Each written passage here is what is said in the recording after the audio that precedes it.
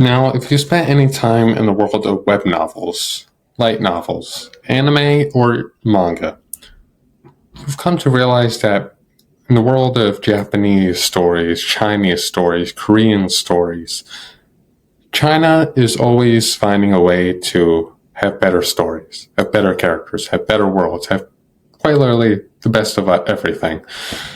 But there are two series that have always been in the top 10, top 5, top 3, and top 2. And that is Reverend Insanity and Lord of Mysteries. Now, these two aren't just great stories. They have some of the greatest characters and mainly the greatest protagonists in the history of stories in general. They aren't just regular protagonists. They are the gold standard. The two main characters from two vast different worlds have redefined what it means to be the peak main character. One is a ruthless demon who would sacrifice the world for eternal life. The other is, well, someone who will keep fate in line to protect everyone he loves. That's right, we're breaking down why Fang Yuan from Reverend Insanity and Klein Moretti from Lord of Mysteries are the absolute peak of fiction. I'm your host, Anime 101. Like, share, subscribe. Let's get into it. Let's start with the great love immortal venerable himself, who is anything but loving. Fang Yuan is the quote-unquote most evil protagonist, but calling him a villain feels too simple. He is, well, he's in it for the benefits. Fang Yuan's pursuit of eternal life isn't just about greed. It's a philosophical obsession. He has lived over 500 years and has seen it all. He doesn't kill because he enjoys it. He kills because it's the most effective path. Unlike the young master tropes, Fang Yuan is a grand master of schemes. He understands human nature, politics, and the goo world's brutal mechanisms better than anyone and anything. Watching him navigate a hopeless situation using only his wits and the spring-autumn cicada is like watching a grand master play chess against the world. He represents the peak of individualism. He is a character with zero plot armor in his own mind. He earns every inch of cultivation. Then we have Klein Moretti. If Fang Yuan is a cold winter, Klein is a flickering candle in the dark. Klein's journey is a masterpiece of fake it till you make it. As he creates the Tarot Club, adopting the persona of the Fool, we see the incredible tension between the terrified man from Earth and the powerful god he is forced to become. What makes Klein peak is his struggle. In a world where losing control means becoming a literal monster, Klein's anchor is his morality. He cares for his siblings. He mourns his comrades. He fights for the weak, and even when he's a sequence zero deity. The power system in Lord of Mysteries is dense and dangerous. Klein isn't just leveling up. He's surviving a mental battlefield. And quite literally, yeah. Bro is like trying to get back. The beginning is trying to get back to, well, his world because he's a transmigrator, which means, oh yeah, you're in your room playing video games 1 minute, and then suddenly in a different world something happens and that drags you over there. So yeah, Klein is forced to take on this persona. He's Klein now, and so he must live it. He must be with his quote-unquote otherworld family, still while missing his other family, his real family from Earth. So why do we put them together? Because they represent two peaks of the transmigration genre.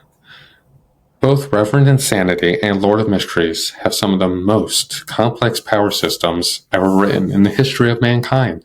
More complicated than One Piece, more complicated than Attack on Titan, Naruto, Dragon Ball, solo leveling, level system slop. You know it. These two series excel at everything and anything they do. The Goose system and the Beyonder pathways are incredibly balanced and logical in their own worlds. But both series need their villains. Fang Yuan has the righteous path and the heavens themselves. Klein has others, and perhaps the most terrifying antagonist in web fiction, Amon. These aren't just battles of power levels. They are the battles that force the characters to use their very IQ. It isn't just about throwing, balls of energy. It's about outsmarting and outmaneuvering anything and everyone. Now, these characters stay with you because they change and challenge the reader. Fang Yuan makes you question, what would I do if I had a goal that truly mattered? Would I have the strength to stay true to myself against the world? Klein makes you wonder, how much of myself would I give to protect the people I love? Can a human truly become a god without losing their soul? Which, they're similar in ways. One carries the fate of everyone else, while the other one defies fate. And so both are very incredible.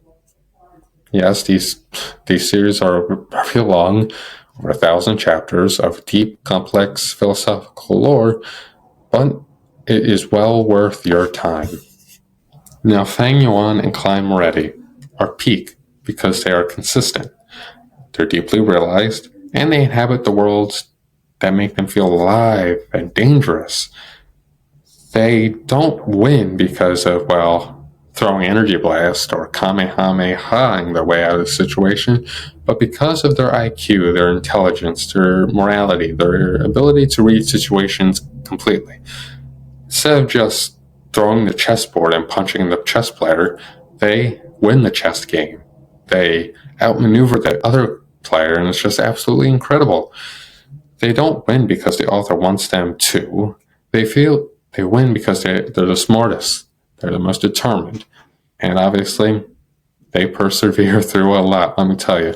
Both these characters go through absolute hell, and yet they just keep moving forward. So which side are you on? Are you a master of goo or a member of the Tarot Club? It is an absolutely crazy time.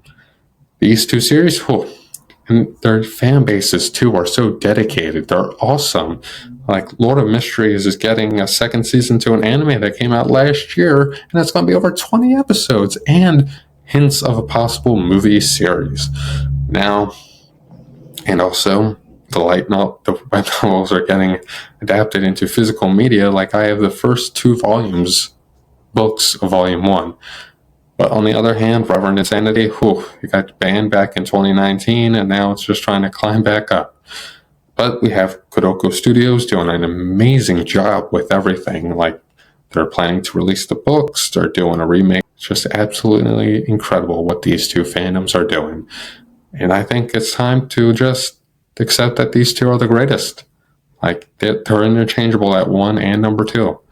But, till next time, I'm your host, Anime 101. Like, share, subscribe, and do all that good YouTube stuff. I will see you guys in the next one. Peace out and have a fantastic day.